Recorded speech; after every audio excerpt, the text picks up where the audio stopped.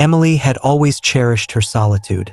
At 24, she had managed to save enough to move out of her cramped city apartment and into a small, isolated house on the outskirts of town. Evergreen House, as it was known, was nestled deep within a dense forest, surrounded by towering trees that cast long shadows even in the daylight. The house was old, but it had a charm that drew Emily in from the moment she saw it. The wooden floors creaked underfoot, and the walls were lined with faded wallpaper that had once been vibrant. There was something about the quietness of the place that soothed her, a peacefulness that the city had never offered. The first night was uneventful. Emily unpacked her boxes, setting up her new life with a sense of excitement. The house was hers, and she reveled in the freedom it represented. As the sun dipped below the horizon, the house grew cold, but Emily paid no mind. She lit a fire in the old stone fireplace and curled up with a book, letting the crackling flames lull her into a sense of comfort. It wasn't until late into the night that she heard the first sound, a soft, almost imperceptible creak that echoed through the stillness. Emily froze, listening intently, but after a moment, the sound ceased, and she dismissed it as the house settling. The next day, Emily decided to explore the woods surrounding Evergreen House. She had always loved nature, and the idea of having an entire forest to herself was thrilling. She wandered through the trees, taking in the sights and sounds of the wilderness.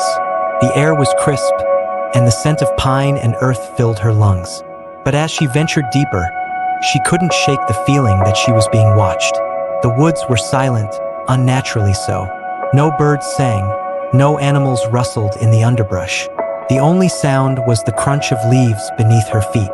Emily felt a shiver run down her spine, but she pushed the feeling aside and continued on.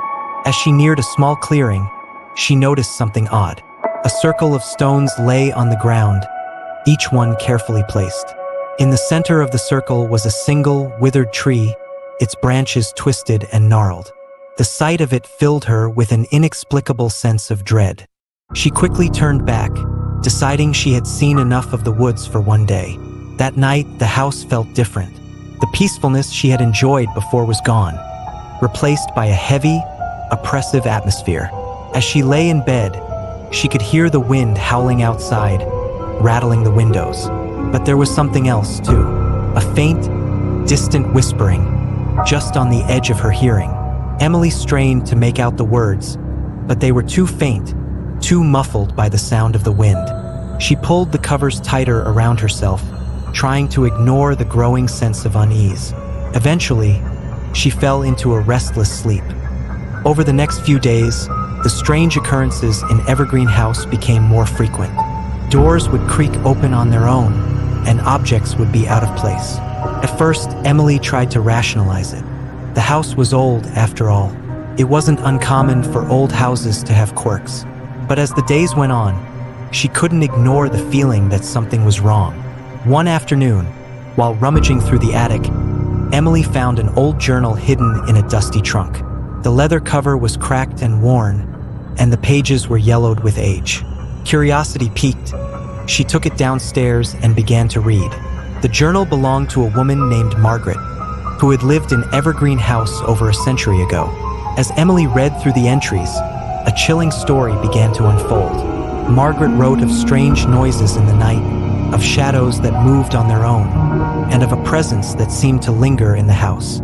The final entry sent a shiver down Emily's spine. "I fear I am not alone in this house. The shadows grow longer each night, and the whispering never ceases. I can feel it watching me, waiting. I do not know how much longer I can endure this. If you are reading this, please leave this place. It is not safe." Emily closed the journal, her hands trembling. The air around her seemed to grow colder, and she could feel eyes on her, though she was alone in the room. She quickly shoved the journal back into the trunk, as if that would somehow make the knowledge it contained go away. That night, Emily couldn't sleep. Every creak, every groan of the old house set her nerves on edge. The whispering had returned, louder this time, but still too faint to understand. She lay in bed, wide awake, when she heard it. A soft, shuffling sound coming from the hallway outside her room. Her heart pounded in her chest as she listened, frozen in fear. The sound grew closer, until it was just outside her door. Emily's breath hitched as the doorknob slowly turned. The door creaked open, revealing nothing but the darkened hallway beyond. But she knew something was there, something she couldn't see. The whispering grew louder, filling the room with its incomprehensible words.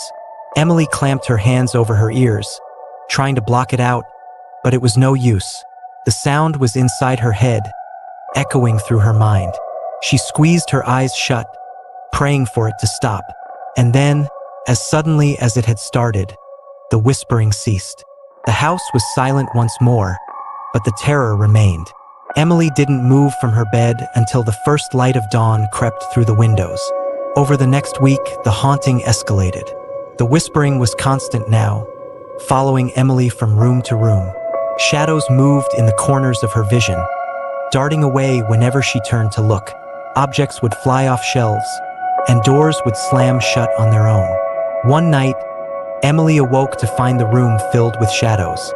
They twisted and writhed, taking on shapes that were almost human but not quite. They surrounded her bed, their dark forms pressing in on her. Emily tried to scream, but no sound came out. The shadows leaned closer, and she could feel their cold breath on her skin. Suddenly, the shadows recoiled, as if something had driven them back. Emily felt a wave of warmth wash over her, and the shadows dissipated, leaving her alone in the dark once more. Shaking, she reached for the lamp beside her bed and turned it on. The room was empty, but the fear lingered. Desperate for answers, Emily returned to the journal. She had avoided it since that first night, afraid of what she might find.